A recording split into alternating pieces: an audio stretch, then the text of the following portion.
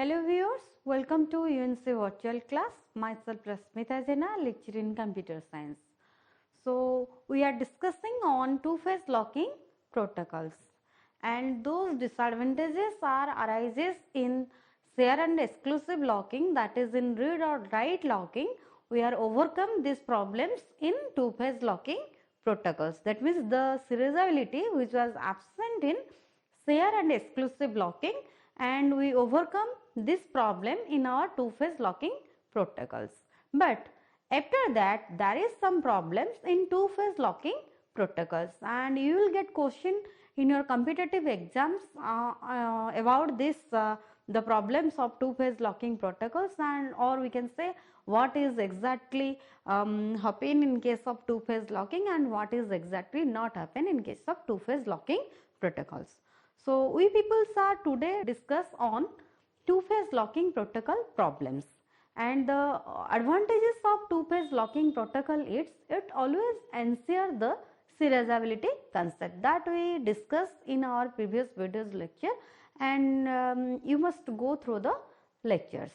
That means in two-phase locking protocols, the two transaction, in case of executing the transaction start their growing phase by locking the items and start their sinking phase by unlocking the items. In case of growing phase, once the transaction start lock the item, then the transaction starts its growing phase, and once the transaction starts its growing phase and continue like this, and once it will starts unlock the item, then it will start its sinking phase, and after starting the sinking phase the transaction cannot lock any other item further. Okay, so this is about your two-phase locking protocol, and in this way we will maintain the serializability of the transaction in two-phase locking protocol.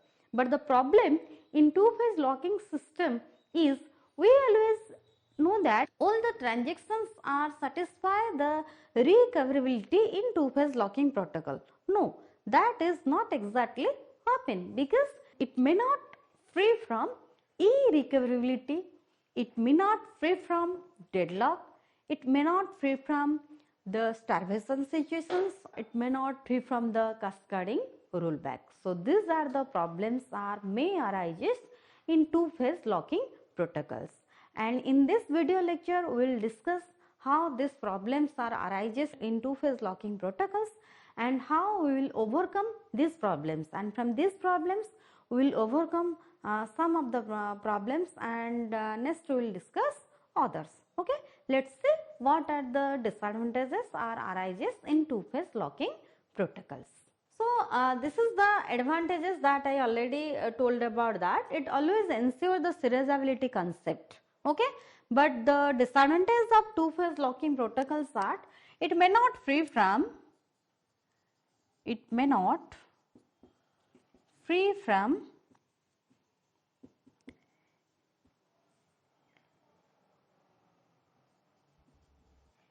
irrecoverability. Then second, it is not free from deadlock. Okay, one by one we will discuss the problems, how these problems are occur in two-phase locking protocol. It is also not free from the starvation situation. Okay, and the last one, it is not free from cascading rollback. Okay, so these are the problems may arises in two-phase locking protocol, and we will be discuss one by one problem that how these problems arises in two-phase locking protocol. So comes to the first point, it may not free from recoverability. So first case is, or first problem is, it may not free from irrecoverability.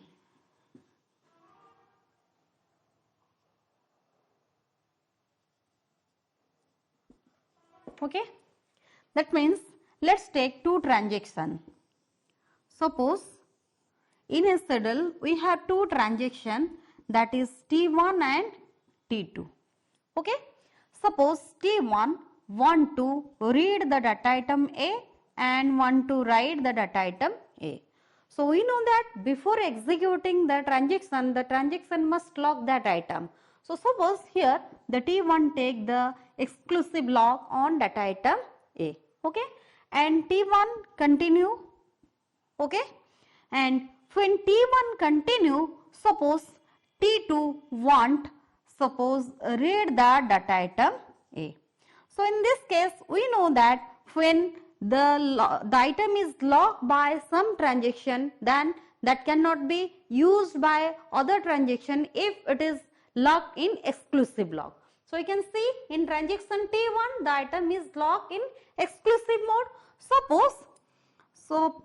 Suppose at this point, suppose the transaction unlock the item A, okay, and this one be the commit point for transaction T1, okay, and when the transaction T1 unlock the data item A, then the transaction T2 suppose take share lock on the item A and suppose read that item or suppose write that item or suppose read that item, whatever be the operation, and it will continue. That means this transaction starts at growing phase and this transaction starts at growing phase, and once this transaction unlock the item, it starts its sinking phase, whatever be the phase.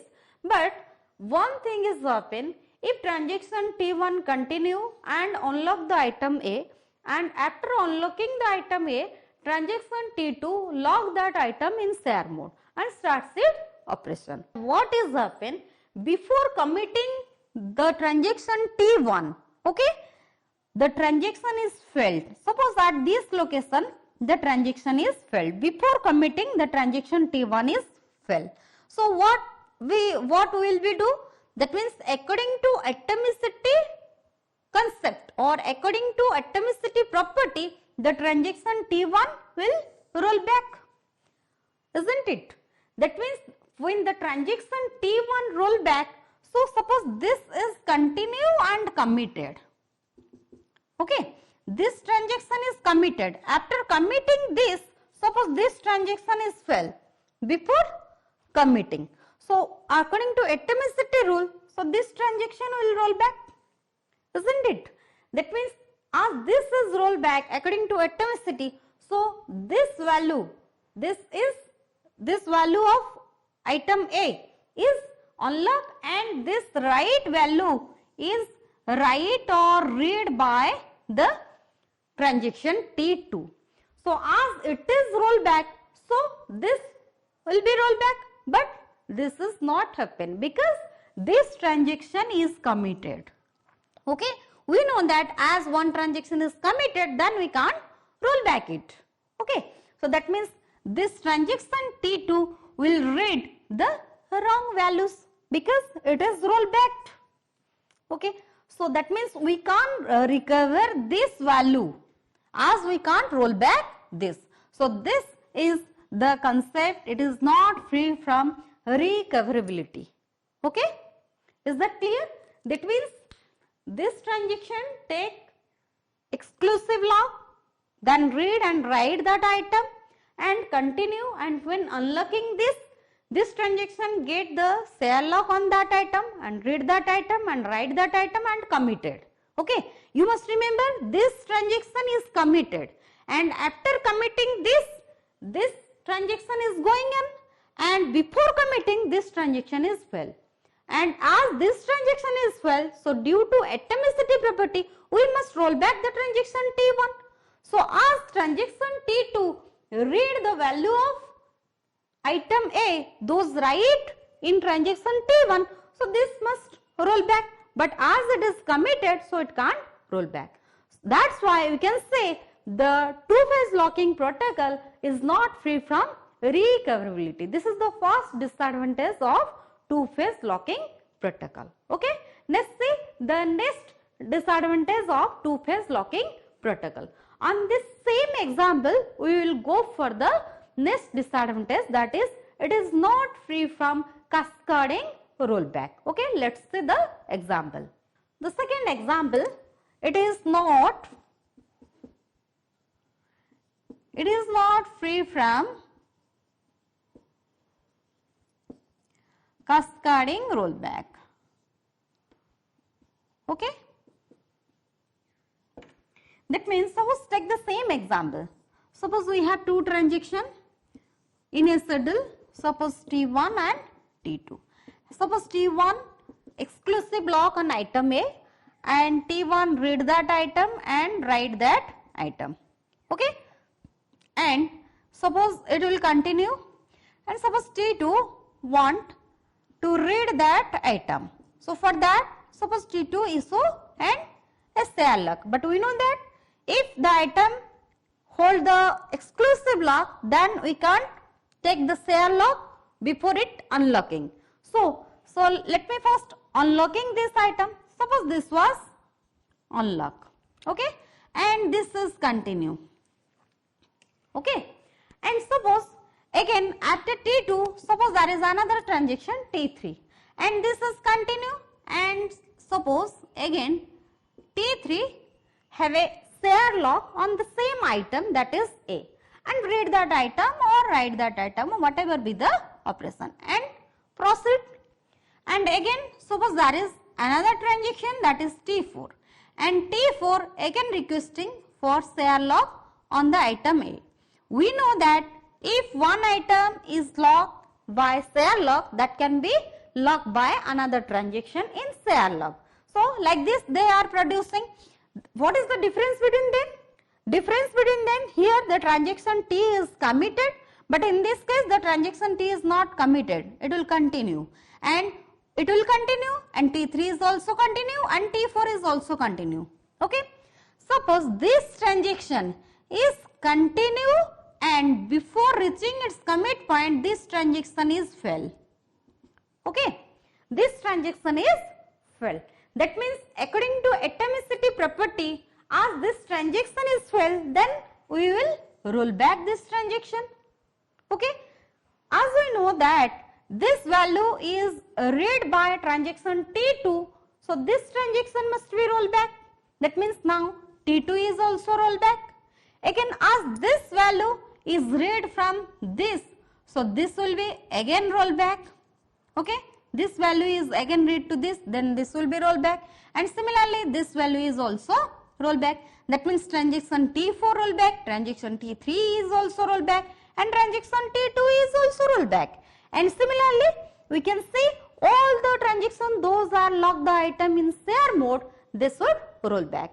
That means this type of rollback is known as cascading rollback, which is happen in case of two-phase locking protocols. Okay.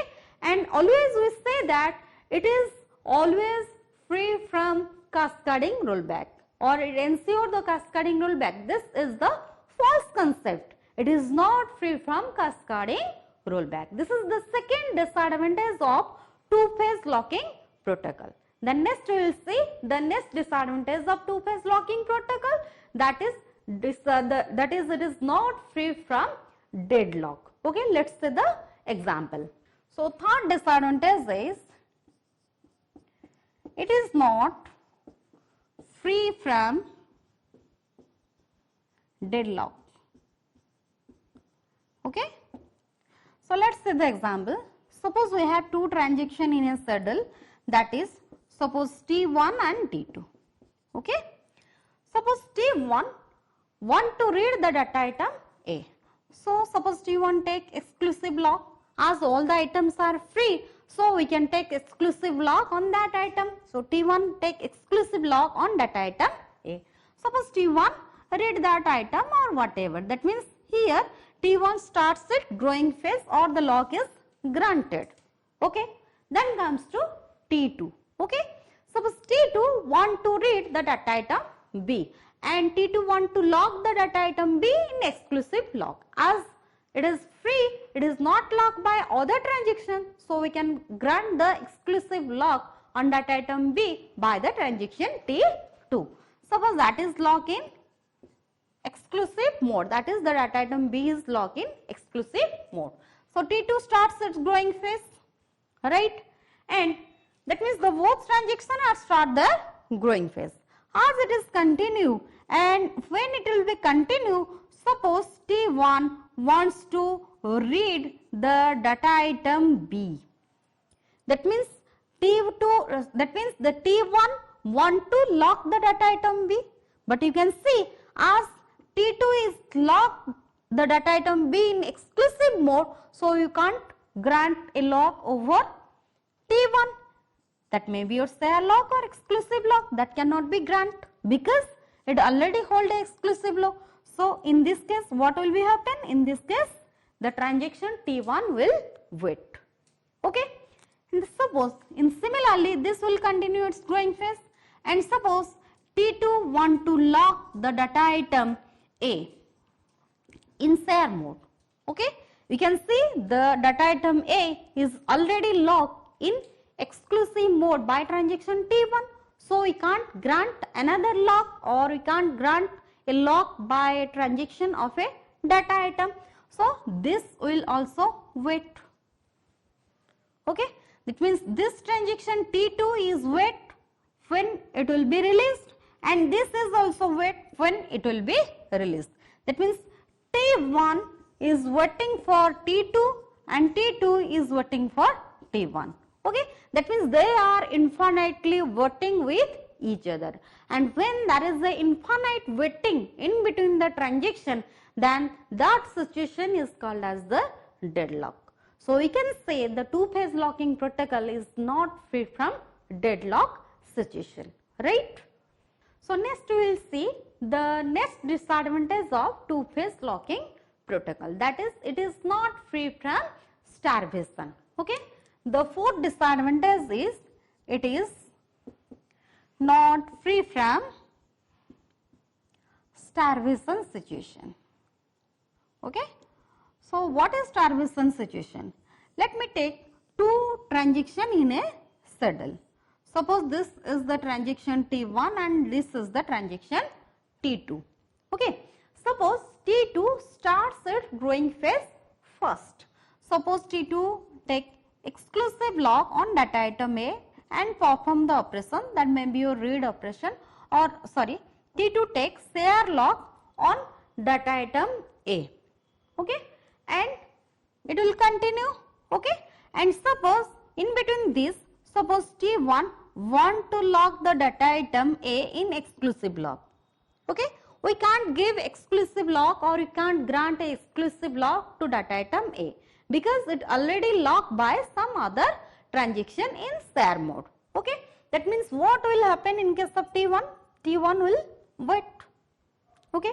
And before it release, that means when it will release, it will lock the item in exclusive mode. But before it releasing, suppose there is another transaction T3.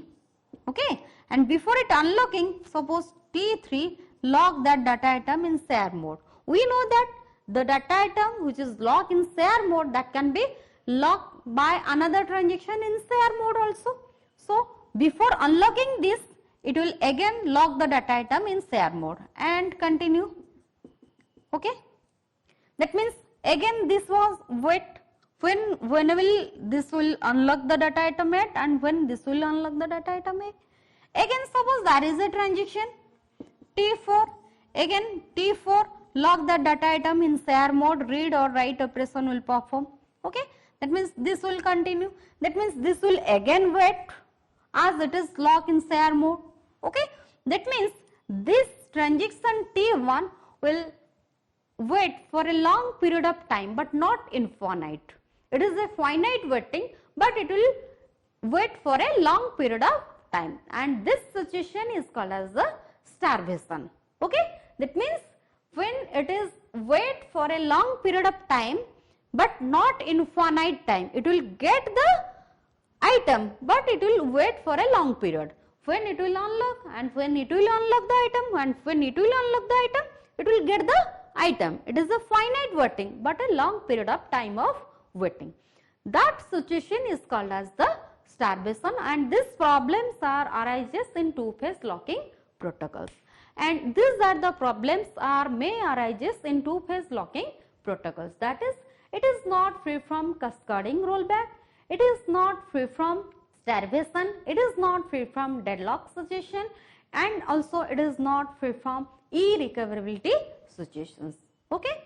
So this is all about your disadvantages arises in two-phase locking protocol, and we will overcome these problems by discussing some variation of two-phase locking protocols, that is the strict two-phase locking protocol, and the next one is rigorous two-phase locking protocol, and the conservative two-phase locking protocols. Okay, we will be discuss briefly this variation of two-phase locking protocol in our next video lecture. So keep watching. Have a nice day. Thank you.